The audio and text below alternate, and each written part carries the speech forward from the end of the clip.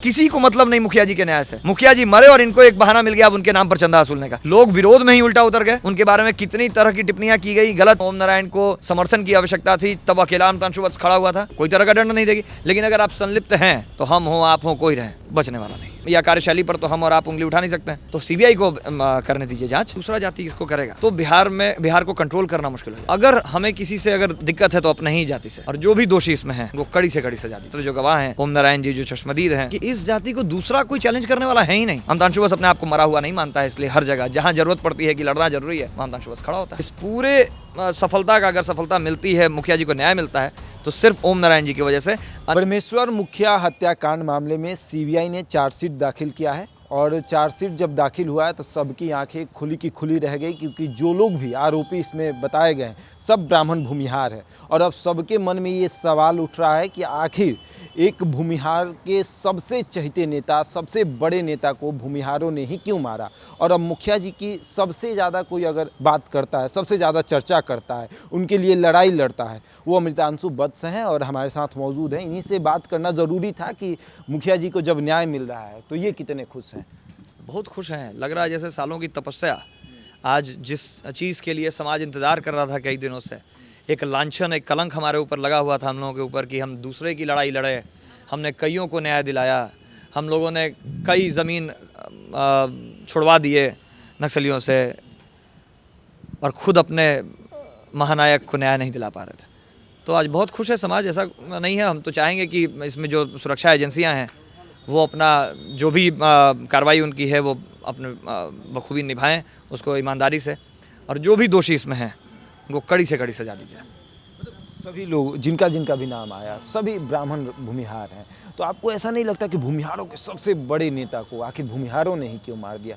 आप एक चीज़ आप नहीं समझे कभी कि इस जाति को दूसरा कोई चैलेंज करने वाला है ही नहीं। और हमने बहुत पहले शुरू में भी कहा था कि अगर हमें किसी से अगर दिक्कत है तो अपने ही जाति से, अन्यथा दूसरा कोई भी आपके ऊपर आंख उठाने का भी हिम्मत नहीं रखता। ये आप उस समय थोड़ा सा अगर उस फेज़ के सिनेरियो को अगर आप देखते तो मुखिया जी के मरने के बाद जो माहौल था उस समय बिहार का, वो अचानक से एक ऐसा रूप ले लिया था कि याद होगा कि राजधानी हाईजैक हो गई थी। और अगर उस वक्त अगर किसी दूसरे जाति ने अगर यह हत्या की होती तो आपको लगता है कि नरसंहारों का सिलसिला रुकता उस समय बिहार में? जिस तरीके का आक्रोश था लोगों के अंदर, जिस तरीके का वो सिचुएशन बन गया था, लोग एकदम, लोगों के आंख में खून उतर चुका था उस समय। तो जो भी इसका सूत्रधार था उसको ये पता था कि अगर कोई दूसरा जाति इसको करेगा तो बिहार को कंट्रोल करना मुश्किल हो जाएगा। तो इसी वजह से जितने भी लोगों को इसमें इन्वॉल्व किया गया वो सब के सब या तो ब्राह्मण समाज से होंगे या भूमिहार समाज से होंगे। ये लाजमी था, उसी समय हो गया था। पहला ही दिन का पेपर में ये आउट किया गया था जब अभयानंद ने ये बात कही थी कि इस दूसरे का काम नहीं है, कोई बहुत करीबी होगा जिसने ये काम किया होगा। तो अब तो सुरक्षा एजेंसियों का काम है, उन्होंने अपना बहुत कुछ इसमें डिटेल दे दिया है। चार्जशीट उन्होंने फाइल कर दी है, आज कई दिनों के बाद चार्जशीट जमा हो गया है। अब गवाही गुजरेगा और एकमात्र जो गवाह हैं ओम नारायण जी जो चश्मदीद हैं, जो सीबीआई के मुख्य गवाह हैं, अब उन पर निर्भर करता है कि क्या कोर्ट में न्यायालय के सामने वो गवाही देते हैं, और जो अपराधी इसमें हैं या जो इसमें संलिप्त थे उनके हत्या में, उन लोगों पर क्या कार्रवाई। लगातार उनको भी लेकर कभी आप चर्चा में रहे हैं, कभी उनके घर को बचाने के लेकर, तो कभी उनको सुरक्षा दिलाने को लेकर, कभी उनके लिए पैसा इकट्ठा, चंदा इकट्ठा किया जाना। तो मतलब ओम नारायण जी को समर्थन दिलाना, फिर न्याय दिलाना, तो अब थोड़ी खुशी महसूस हो रही है। अब बहुत रिलैक्सेशन हमको लग रहा है, क्योंकि हम कहते हो कि हमने एक लंबी लड़ाई लड़ी है और हमसे ज़्यादा तो उस व्यक्ति ने उस लड़ाई लड़ी है, ओम नारायण जी ने। कि बताइए कि वो व्यक्ति अगर चाहता, सीबीआई का गवाह था, अगर चाहता, जिस व्यक्ति के खिलाफ इतना बड़ा ये हुआ है वो कोई छोटा मोटा व्यक्ति नहीं है।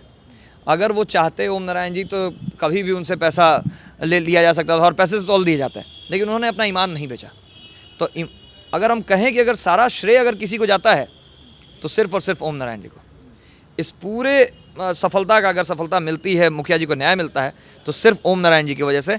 अन्यथा अगर वो 10 साल की तपस्या अगर वो नहीं करते, 10 साल का वो संघर्ष नहीं करते, तो अभी तक ये केस कब का बंद हो गया होता। सीबीआई ने पहले ही एक पोस्टर लगा दिया था और वो कब का बंद हो गया उसको बंद कर दिया जाता फाइलों के बीच में। जैसे आपका आरुषि तलवार वाला केस खत्म हो गया, आज तक उसका कोई आरोपी नहीं मिला।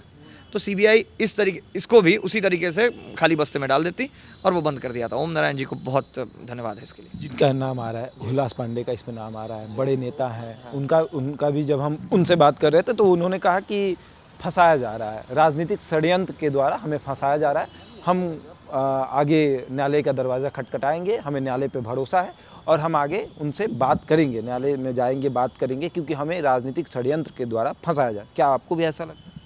देखिए, सबको अपना पक्ष, डेमोक्रेटिक कंट्री में आपका इंडियन कॉन्स्टिट्यूशन आपको अलाउ करता है कि सबको अपना पक्ष रखने का अधिकार है। अगर कह रहे हैं कि हम न्यायालय का दरवाज़ा खटखटाएंगे और हम उनको लगता है कि बहुत बेकसूर हैं, उनका नहीं है, उनको फंसाया गया राजनीतिक षड्यंत्र, तो बेशक सीबीआई कोर्ट में है अभी, इसके बाद फिर हाई कोर्ट का दरवाज़ा खटखटाइए। अगर आप संलिप्त नहीं हैं तो आपको न्यायालय कोई तरह का दंड नहीं देगी, लेकिन अगर आप संलिप्त हैं तो हम हों, आप हों, कोई रहे, बचने वाला नहीं। उन्होंने कहा, मैंने बात तो उन्होंने कहा मैं क्यों, मतलब मेरे से तो उनसे कोई दुश्मनी ही नहीं थी, तो मैं क्यों, वो क्यों, वो आपको चार्जशीट में अच्छे तरीके से सीबीआई ने लिखा है, तो सीबीआई बताएगी कि क्यों। हम और आप उस पर विश्लेषण नहीं देंगे। जो भी डिसीजन देना है अब वो न्यायालय में, मामला जो है वो न्यायालय में है, कोर्ट में है, तो अब आप कोर्ट का सहारा लीजिए। पुलिस की इन्वेस्टिगेशन है, सीबीआई की इन्वेस्टिगेशन है, और सीबीआई भारत की सबसे उच्च स्तरीय जांच एजेंसी है, तो उसके कार्रवाई या कार्यशैली पर तो हम और आप उंगली उठा नहीं सकते हैं। तो सीबीआई को करने दीजिए जांच, तब हम देखेंगे कि अब वो क्या न्यायालय देता है और आप अपना पक्ष क्या प्रस्तुत करते हैं, कोर्ट का मामला है, देखा जाए।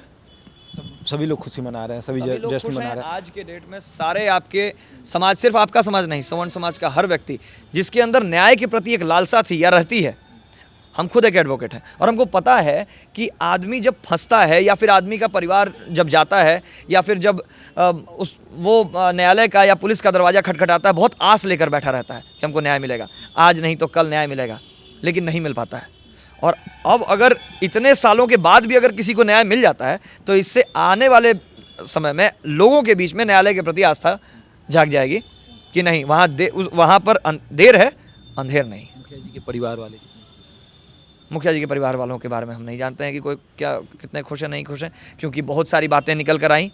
अगर उनके परिवार से लोग अगर चाह रहे होते कि मुखिया जी को न्याय मिले तो अभी तक उन लोगों को धरना पर उतरना जाना चाहिए था, कोई काम करना चाहिए था। किसी तरीके का आप लोगों ने नहीं देखा कि किसी तरीके का कोई भी एक्शन लिया गया उनके लिए। ओम नारायण अकेले लड़ रहे थे, उनके समय भी, जिस समय ओम नारायण जी को संरक्षण की ज़रूरत थी, जिस समय ओम नारायण को समर्थन की आवश्यकता थी, तब अकेला अमितांशु वत्स खड़ा हुआ था। लोग विरोध में ही उल्टा उतर गए, उनके बारे में कितनी तरह की टिप्पणियाँ की गई, गलत किया गया, जबकि जब उनके लिए हम लोग एक कलेक्शन करवा रहे थे कि इनका लोन चुकाना है, उस वक्त उन्हीं के परिवार के लोगों ने विरोध करना शुरू कर दिया। जबकि आपको पहला आपका दायित्व होना चाहिए कि मेरे परिवार के लिए अगर कोई गवाह बनकर लड़ रहा है इतने मेहनत से, इतना रिस्क होने के बाद भी, तो हमको उसको किस तरीके से मदद करना चाहिए था।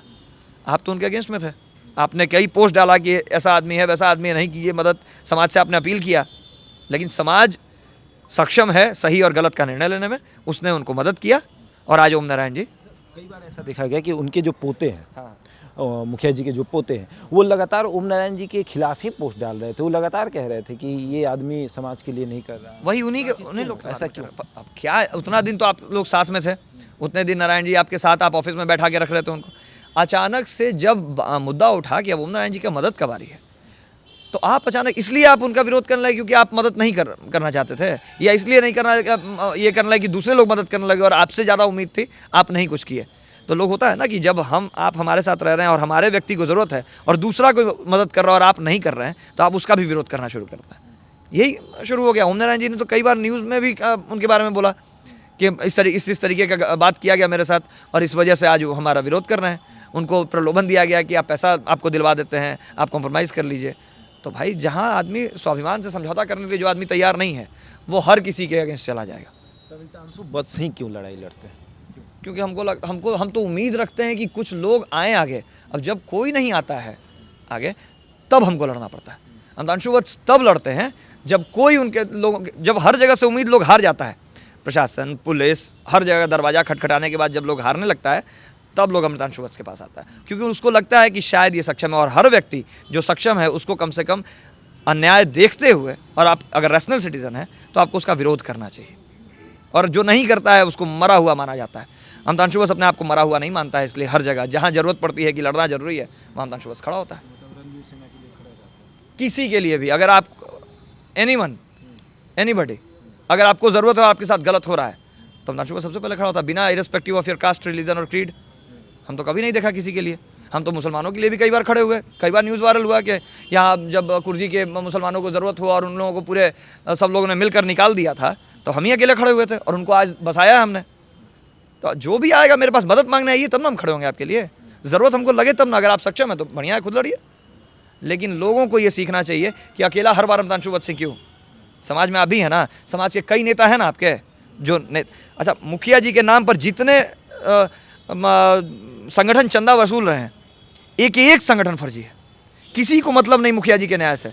मुखिया जी मरे और इनको एक बहाना मिल गया अब उनके नाम पर चंदा वसूलने का। बताइए कि कोई भी संगठन जो मुखिया जी के नाम पर चल रहा है, वो किसी आंदोलन में शरीक हुआ कि मुखिया जी को न्याय दिलाना है?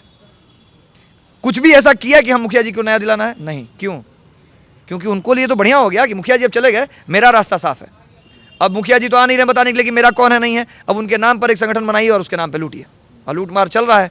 तो इसलिए अमतांशु वत्स, क्योंकि अमतांशु वत्स को ये मंजूर नहीं है कि मुखिया जी अपने जात, अपने धर्म, अपने राष्ट्र और अपने महानायकों के शव पर अगर आप राजनीति करना शुरू कर दिए, तो फिर आप उसे राजनीति उसको नहीं कहते हैं, उसको द्रोही कहते हैं।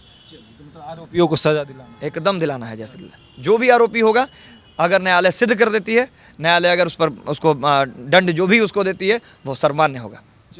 तो अमतांशु वत्स ये हैं और ये लगातार मुखिया जी के लिए आवाज़ उठाते रहे। कई बार ऐसा देखा गया है कि कभी सीबीआई के दफ्तर के सामने, तो कभी ओम नारायण जो कि मुख्य आप कहें तो गवाह हैं, उनको बचाने के चक्कर में हमेशा लाइमलाइट में रहते हैं। तो हमने सोचा कि आज इनसे बात किया जाए, बड़ा मुश्किल से टाइम मिला, इनका बड़ी बिजी थे, शेड्यूल निकाले, तो बातचीत हुई और आपने देखा किस तरीके से न्याय दिलाने के लिए ये भी तत्पर हैं। और जो आरोपी हैं वो भी कह रहे हैं कि हम भी जो है वो कोर्ट का दरवाज़ा खटखटाएंगे, न्याय हमें भी मिलेगा। बहरहाल इस खबर में इतना ही। बने रहे हमारे साथ और देखते रहें द इंडिया टॉक।